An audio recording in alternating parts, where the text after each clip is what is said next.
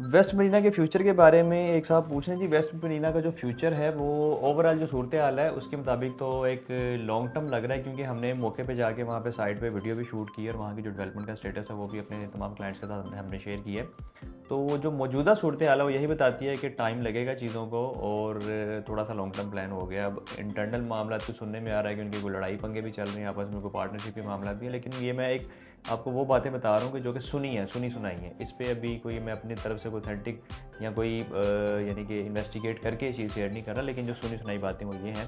क्योंकि on ground काम नहीं हो रहा, डेवलपमेंट नहीं हो रही, मशीनरी वहाँ नहीं लगी जब तक मैंने साइट का विजिट किया। तो मेरा अगला प्लान भी है कि इंशाल्लाह कोई 3-4 माह के बाद दोबारा से वहाँ से विजिट किया जाए और प्रोग्रेस देखी जाए कि पहले वाली कितनी और दोबारा कितनी है, वो कर रहे हैं काम या नहीं कर रहे। तो फिलहाल तो आप इसका लॉन्ग टर्म फ्यूचर ही देखें और यही मद्देनज़र रखें, अदरवाइज़ इसका कोई शॉर्ट टर्म में फ़िलहाल तो अभी कोई डिलीवरी या कोई पोजेशन अनाउंसमेंट होती नज़र नहीं आ रही।